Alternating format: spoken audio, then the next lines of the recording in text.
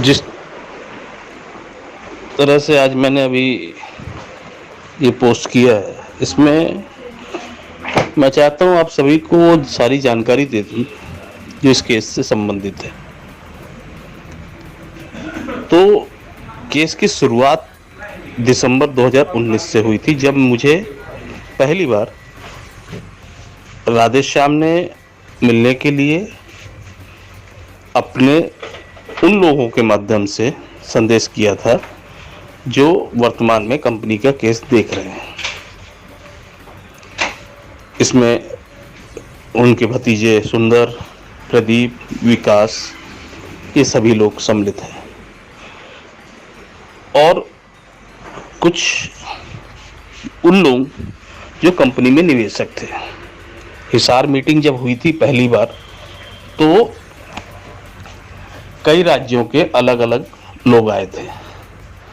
मैंने मुलाकात के समय ही जब राधेश्याम ने मुझसे पूछा कि आप क्या काम करते हैं, तो मैंने उनको यही बताया था कि मैं जिला विधिक सेवा प्राधिकरण के साथ मिलकर लोगों को विधिक न्याय दिलाने का कार्य करता हूँ। मेरा मुख्य पेशा पत्रकारिता है।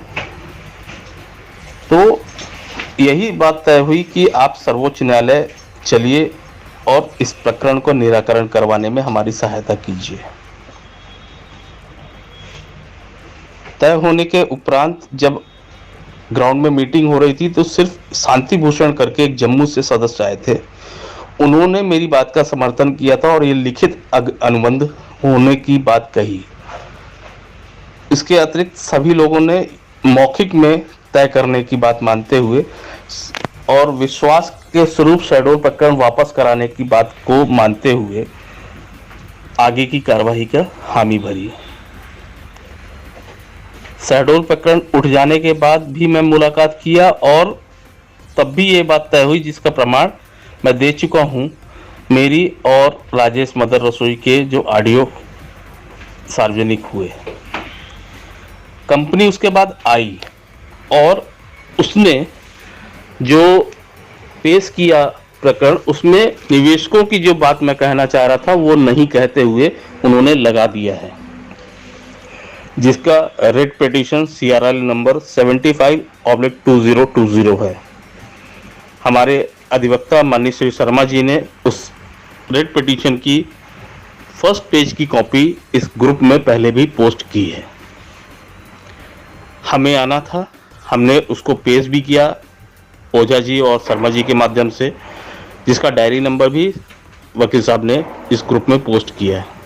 मैंने भी किया है, जिसका डायरी नंबर 17175 है।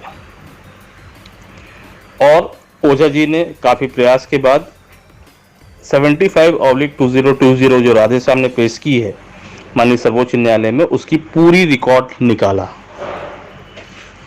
उस रिकॉर्ड के में अगर हम देखते हैं तो जो FIR का उल्लेख है उसमें राधेश्याम ने अपनी ओर से जितनी भी FIR का उल्लेख करते हुए ये डाला है, उसमें डेट बाय डेट मैं आपको बता देता हूँ। FIR 30/8/2018 को कुकटपल्ली थाने में साइबराबाद में। उसके बाद FIR नंबर 541/208 ये 4/9/2018 को हुई थी, ये भी साइबराबाद की है। 14/9/2018 को FIR नंबर 768/2018 ये भी साइबराबाद की है। 643/2018 ये 15/10/2018 की है, ये भी साइबराबाद की है। फिर हरियाणा की 3 FIRों का उल्लेख किया उन्होंने, उसमें 358, 859, 155 ये 19 की है, बाकी दोनों 18 की हैं। ये फतेहाबाद, हिसार और हिसार की। महाराष्ट्र में 3 FIR का उल्लेख है, वो है 312, 416, 273। 312/19 है, 146/2018 है और 273/2019 है। ये एफआईआर महाराष्ट्र की, मध्य प्रदेश की शहडोल की एफआईआर 206 ये 29/3/19 की है। फिर 198/19 ये 25/3/2019 की नीमच की है। और 877/2019 ये दमोह की 25/11/2019 की है। ये 3 एफआईआर का है। आंध्र प्रदेश की एक ही एफआईआर, वो है 001/2019, ये 19/2/2019 को अंकित कराई गई है। राजस्थान में 5, 6, 7 एफआईआरों का उल्लेख है जो 14/12/2018 को रजिस्टर्ड कराई गई थी। इसमें मैं एफआईआर का नाम ले लेता हूँ। नंबर जो है उनका 305/2018, 197/2019, 216/2019, 322/2018, 73/2019, 124/2019 और 84/2019 ये भीलवाड़ा की है। तो इतनी ही एफआईआरों का उल्लेख है, अन्य एफआईआरों का उल्लेख नहीं है।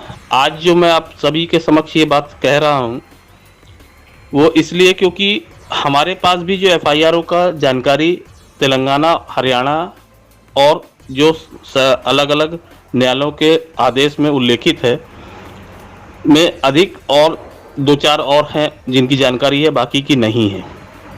तो आपके पास यदि हो तो उनका भी विवरण एक एक करके ग्रुप में अगर आप डाल दें और बता दें कि ये यहाँ एफआईआर अंकित है, तो हम उसका भी उल्लेख कर सकते हैं। ये सारे लोग अपने आप वहाँ आ सकते हैं सर्वोच्च न्यायालय में एफआईआर के माध्यम से। जिनकी एफआईआर अंकित नहीं है, जिन्होंने मुझे शपथ पत्र दिया हुआ है, तो उनका उल्लेख तो हमने एक लिस्ट के अनुसार बनाते हुए, सारे विवरण देते हुए ऑलरेडी रजिस्टर्ड करा रहे हैं।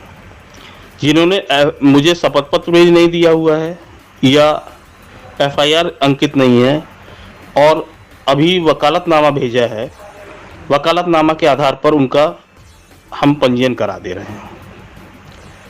पंजीयन